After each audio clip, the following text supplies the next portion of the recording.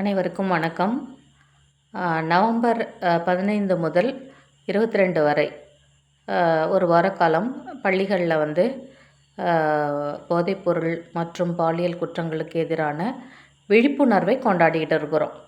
இதில் மாணவர்களுக்கு ஏற்படக்கூடிய அவங்க பார்க்கக்கூடிய சமூகத்திலோ இல்லை சுற்றி இருக்கக்கூடிய நபர்களாலேயோ அல்ல வீட்டு நபர்களாலேயோ கூட சில நேரங்களில் சொந்த உறவுக்காரங்களாலேயோ கூட அவங்களுக்கு இந்த மாதிரி குழந்தைங்களுக்கு அவங்களே அப்யூஸ் படுறாங்கன்னே தெரியாத அவங்க அப்யூஸ் பண்ணப்படுறாங்க.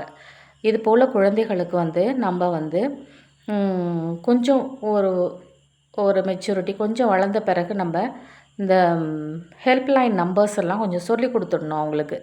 அவங்களுக்கு பேட் டச் குட் டச்சுன்னு ஸ்கூல்லேயே இப்போ சொல்லித்தராங்க. இப்போ நம்ம அதை கொஞ்சம் சொல்லி கொடுத்து எல்லா பேரண்ட்ஸுமே அவங்களுக்கு வேண்டிய அந்த நம்பர் பாதுகாப்பு எண்ணை அவங்களுக்கு தெரிஞ்சிருக்கணும்.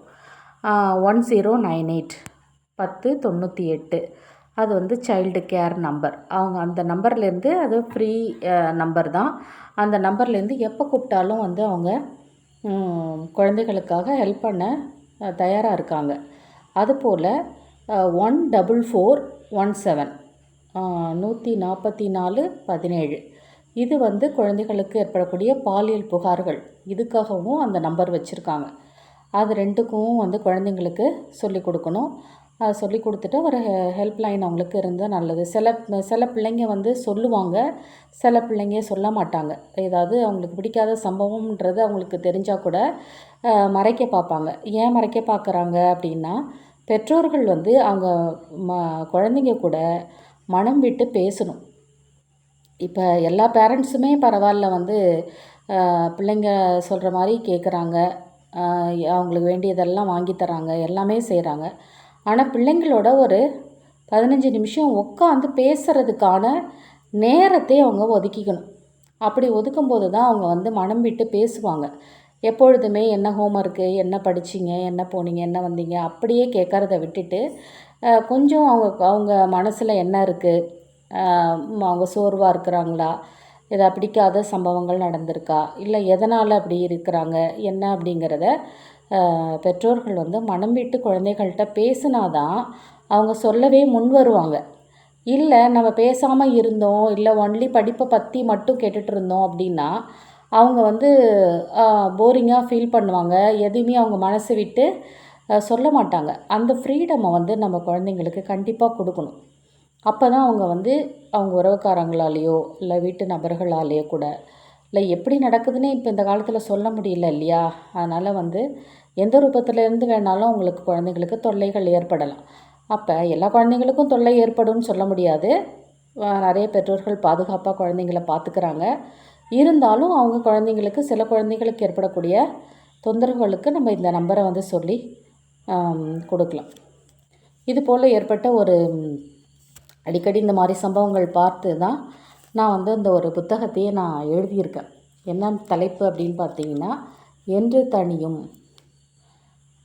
இந்த செல்ஃபோன் மோகம் அப்படின்னு சொல்லிட்டு ஒரு புக்கு நான் எழுதியிருக்கேன். ஒரு சின்ன புக்கு தான் இது. இதில் என்னென்னா மேக்ஸிமம் ஆஃப் த ப்ராப்ளம் என்ன அப்படின்றத நட்ஷலாக எழுதியிருப்பேன் அந்த புக்கில். அதில் பாலியல் சம்மந்தமான குற்றங்களையும் அதுக்கான ஹெல்ப்லைன் நம்பரையும் நான் கொடுத்துருக்கேன். இப்போ இதெல்லாம் எதுக்கு அப்படின்னாக்கா, குழந்தைங்க நம்ம இது மாதிரி எல்லா விஷயமும் பார்க்குறாங்க ஃபோனில். எப்படி அவேர்னஸோடு இருக்கணும், என்னென்ன மாதிரி அவேர்னஸோடு இருக்கணும், கேம்ஸ் விளையாடுறாங்க, எவ்வளோ நேரம் கேம்ஸ் விளையாடலாம் அப்படிங்கிற ஒரு மார்ஜின், இவ்வளோ நேரம் தான் விளையாடலாம், இவ்வளோ நேரம் தான் விளையாடலான்றத நம்ம இப்போ இந்த காலத்தில் எந்த பிள்ளைங்களையுமே செல்ஃபோன் வச்சுக்காத, பார்க்காத, இருக்காதன்னு நம்மளால் கண்ட்ரோல் பண்ணுறதுக்கு முடியல. ஆனால் என்ன செய்யலாம், அவங்களுக்கு கொஞ்சம் டைம் ஃப்ரேம் கொடுத்துடலாம். இவ்வளோ நேரம் மட்டும் நீங்கள் பார்த்துக்கணும், இவ்வளோ நேரம் பார்க்கணும். அது அவங்க என்ன பார்க்குறாங்கன்றத பெற்றோர்கள் ஓரளவுக்கு கண்காணிக்க. ரொம்ப எட்டி பார்த்துக்கிட்டே இருந்தாலும் அவங்க கில்ட்டியாக ஃபீல் பண்ணுவாங்க. நம்மளை நம்ப மாட்டேங்கிறாங்க பேரண்ட்ஸு அப்படின்னு நினைப்பாங்க.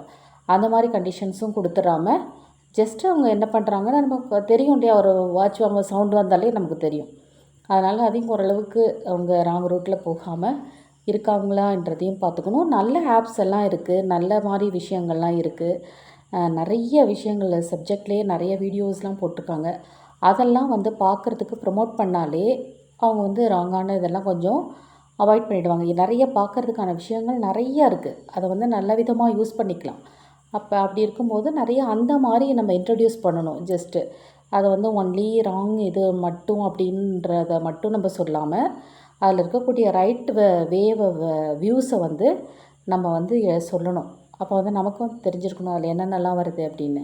சப்ஜெக்ட் சம்மந்தமாக வருது. எதை நீங்கள் டெக்ஸ்ட்டு பண்ணாலுமே அது வந்து உங்களுக்கு டவுட்டு கிளியர் பண்ணுறதுக்கு எல்லாமே இப்போ பசங்க நம்மளை விட அட்வான்ஸ்டாக இருக்காங்க.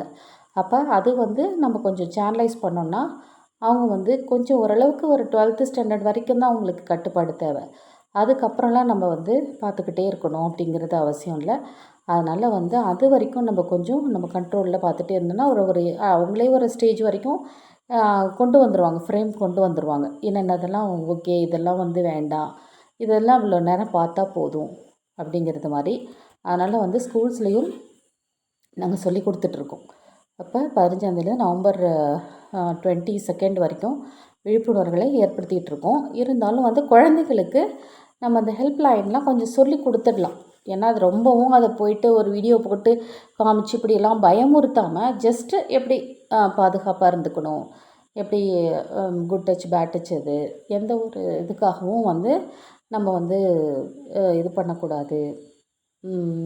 நிறையா வந்து ஏதோ ஒரு சின்ன ஒரு கிஃப்ட்டுக்காகவோ சின்ன ஒரு பொருளுக்காகவோ அது மாதிரி நம்மளை அப்யூஸ் பண்ணுற அளவுக்கு நம்ம போயிடக்கூடாது அப்படிங்கிறத வந்து நம்ம கிளியராக எல்லா பிள்ளைங்கள்ட்டையுமே சொல்லணும். ஏன்னா வந்து including 11th and 12th girls அவங்களுமே வந்து இதை ரொம்பவே தெரிஞ்சிக்க வேண்டியிருக்கு. அவங்களுமே வந்து அவேர்னஸோடு இருக்கணும். எதுக்கும் பயப்படக்கூடாது. முதல்ல ஃபஸ்ட் ஆஃப் ஆல் அதுதான் மெயின் திங். எதுக்குமே பயப்படக்கூடாது. கேர்ள்ஸ் வந்து நல்ல போல்டாக இருக்கணும்.